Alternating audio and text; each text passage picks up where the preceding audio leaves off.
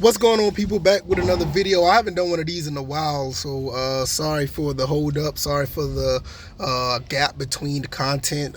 Just been a little busy, mainly on the other channel. But nevertheless, let's talk about what could possibly happen in the draft.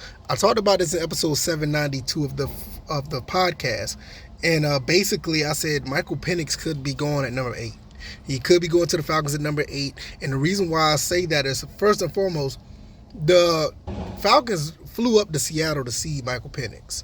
Personally, they did the same thing with Bijan Robinson, and I'm not mistaken, I think they did that with Drake London, but I'm not 100% sure. But nevertheless, they usually go out to meet these guys that they're thinking about picking up, and that looked like that's what happened. Do I think it should happen? No. Now, another thing that I heard that some of the media is starting to pick up on this too. Now, I just did a video about Latu. I think Latu is the perfect choice for the Falcons as far as defense. I don't think they need to go quarterback until later on in the draft, but when you spend those resources to go out to talk to a quarterback, when you go out there to look at some people and they're actually a guy that's on your radar, I don't think you're going to go cross country to say, hey, nice knowing you, good to talk to you, or whatever the case may be. I don't see that. I really see these guys possibly picking them up. And like I said, do I agree with it? No, I don't think you need to get a quarterback that high. You can go get a quarterback later, be a project guy, maybe a guy you can build through the Zach Robinson offensive scheme. And once the whole situation with Kirk Cousins subside, whether he retires or something may happen, or if we win it all and he just wants to ride off to the sunset, you have a quarterback in waiting.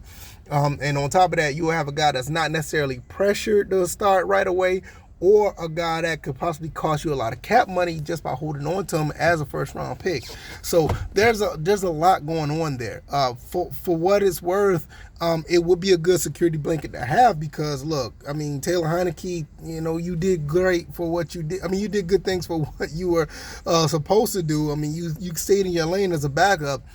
But I'm not 100% sold on him being the backup. Now, maybe he does better in this offense, maybe so. But at the end of the day, I'm more of the situation where I want to get a guy that's pretty much going to be the future. We just talked about Matt Ryan retiring. We just talked about other teams that are in quarterback purgatory. We're in that state now. Even with Kirk Cousins, we're still in some state of quarterback purgatory where we just put a Band-Aid on a wound. And I'm not trying to say that Kirk Cousins isn't the guy. I mean, I think he's capable of leading this offense and possibly being one of the top 2, 3, 4 guys in the league as far as passing efficiency and making it happen at the position. Now, I will say that, but you want that type of consistency for a decade. You want that quarterback on your roster for the next, at the bare minimum, 7, 8 years. We were spoiled with Matt Ryan, where a guy who was here for 13, 14 years, you want that again. And with Kirk Cousins, it's kind of like a continuation of having a Matt Ryan-esque quarterback on the team. And I know this is something that, the coaching staff is used to. I'm not against it. But when you're looking at the long-term future, 1 or 2 years, we win a Super Bowl, that'd be absolutely awesome. But I want to be one of these teams that be like, I want to be in the mix for the next 10, 11 years. Now, like I said, Matt Ryan had a solid defense throughout his career. We could have been one of those teams. But nevertheless, it is what it is. I will sit here and say that Michael Penix could be the guy, guys. It's quite possible. Do I think it's going to happen? No, but you just got to look at what's going on. You see what's going on with the Michael Penix situation. They went up to Washington to see this guy. They went down to Texas to see Bijan Robinson. And even Bijan Robinson that probably wasn't the pick for a lot of people. A lot of people wanted what's the kid from Georgia that went to the Eagles? They wanted him. I can't even remember his name anymore, but they wanted him, but they went to Texas to see Bijan Robinson. They just went up to they just went up to Washington to see Michael Penix.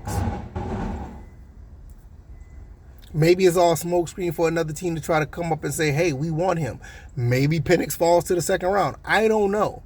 But that's a big risk to take on a quarterback when a quarterback-driven league and a lot of teams want a quarterback. That number 8 pick could be a very hot commodity, and that could be it could be a smoke screen for them to go up there to Washington to see him. Maybe that's a ploy to get, a couple of first round picks. You just never know. But y'all let me know what y'all think, man. I think it's a very high possibility. I don't want it to happen. But the tea leaves go to the point where it could be very possible. I want Latu. Go ahead and get Latu, possibly at number 8, or you could trade down and get him later, get more draft capital, and actually build the team around what you already have. But this happened before, y'all. They went to go see Bijan. They just went to go see, Michael Penix. But we'll see. I don't know. I don't want it to happen, but we'll see. Hopefully you guys enjoy the rest of y'all day, and y'all absolutely take care of yourselves. This weather is up and down. It was cold one day, it's hot today, and it's gonna be cold again. It may rain. I wouldn't be surprised if it snowed before the summer. It's crazy with this weather down here. But y'all take it easy, and I'm out. Peace.